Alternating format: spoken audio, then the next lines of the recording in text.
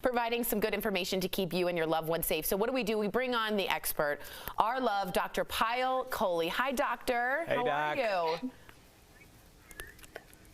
Hi, Tori. Hi, Al. I'm good. How are you? We're doing well, which is good. You are answering questions about the coronavirus. Now, before we get to questions, President Trump said they're looking into recommending that all Americans wear face masks in public. Now, the last time we talked to you, Doc, you said they're not that helpful for the general public. So what's changed? Yeah, so this is a huge change, actually. And what's changed is not anything about the science of the masks, but what's changed is our understanding of the virus.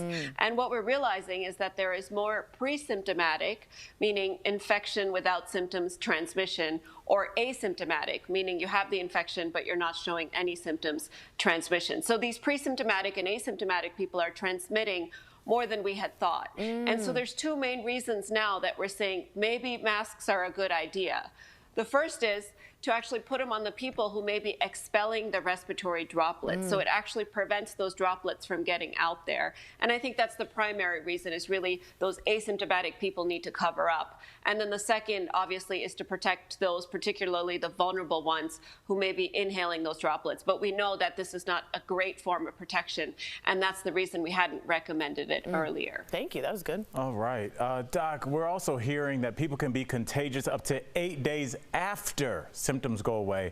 Does this mean we need to change how long we isolate ourselves if we're feeling sick? I mean, when it rains, it pours, huh? Good one. Yeah. Well, the studies have come out of China, actually, and what they've shown is that people get the virus, feel better, test negative, and then if you test them again up to 14 days later, some of their secretions actually still have viral particles in them. Now, we don't know exactly what to make of these studies, because it's possible you could still have small amounts of viral fragments in your secretions without actually being infectious. But I think, to be on the safe side, I would recommend isolating yourself for 14 days after symptom onset, because that's about how long we're seeing these viral particles exist in these droplets. Secretions, what an interesting word. Yeah. Only doctors say it well. Let's get to these viewer questions. Cheryl writes, my husband is working. I'm staying home. I'm asthmatic. Can I still sleep in the same bed with him? Is that a bad idea? Ooh.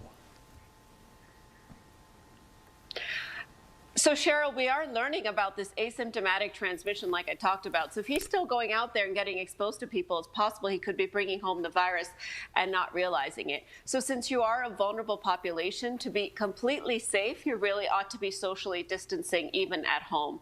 And I know that's difficult when it comes to our loved ones. But since you're in that vulnerable category, it may not be a bad idea for you to sleep in a separate room for the time being. Okay. All right. Barbara asks, I love that. I have a special place in my heart for that word, that name, Barbara. I love My it. aunt is named Barbara. I like Barbara. Lovely. Barbara asks, is it true you shouldn't take Advil if you suspect you have coronavirus? And should you take Tylenol instead? And Doc, we've been hearing this all over my Twitter feeds and people DMing me about Advil. Advil is the fourth most commonly prescribed drug in the United States, so it's a really important question. And the studies have shown that Advil can increase the levels of the receptor that the virus uses to get into the lungs. And they've also shown that sometimes people on Advil take longer to recover from bacterial pneumonias. So based on these small studies, doctors in Europe have actually counseled their patients against taking Advil for this potential risk. Wow. But here in the United States, the doctors and experts feel that the risk is more theoretical and it's not necessarily established. Okay. Having said that, Advil does have a lot of side effects. It can raise your blood pressure, cause salt and water retention, can affect the kidneys. So I generally tell my patients it's better to start with Tylenol. And if you think you need Advil, just run it by your doctor. But in most cases, it probably should be okay. That is Okay. really so good. So run it by your doctor rather than somebody on Facebook that painted your house 8 years ago. Yeah. Okay. The house painter doesn't know. Regular viewers might have heard this next question before, but new viewers keep sending in questions about takeout. Jennifer writes, I want to support the struggling restaurants, but how safe is the food? So the good news, you guys, is that we haven't had any transmissions that have occurred through food. So probably it's quite safe. But again, having said that, there is a possibility that if the person that prepares your food didn't wash their hands properly, there could be contamination of your food. So what I generally recommend to people is, number one, order cooked food, which means you can microwave it up and heat it up. Number two, make sure that you take it out of the containers that it comes in and put it in containers at your house.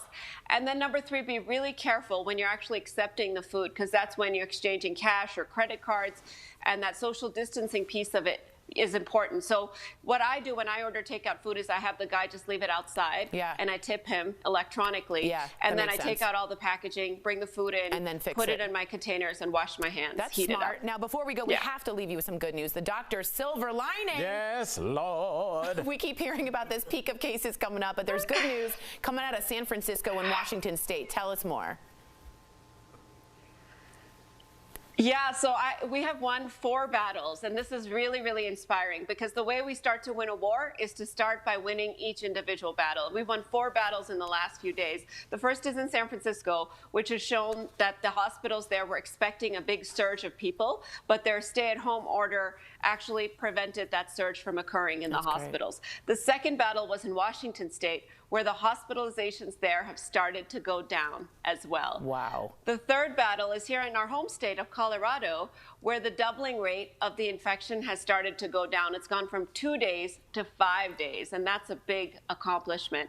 And then the final battle is in the epicenter of our country, which is New York, where we're actually seeing not just less hospitalizations, but actually more people being discharged and a slower doubling rate, less ICU admissions. So all positive. We're winning the battles, and if we keep winning more and more battles, we're going to win this war. Man, she should be the general. Thank you, Dr. Kohli, again, and Dr. Kohli returns tomorrow. If you do have a question you want answered, write into us, social media. We always check it. You can also email info@dailyblastlive.com.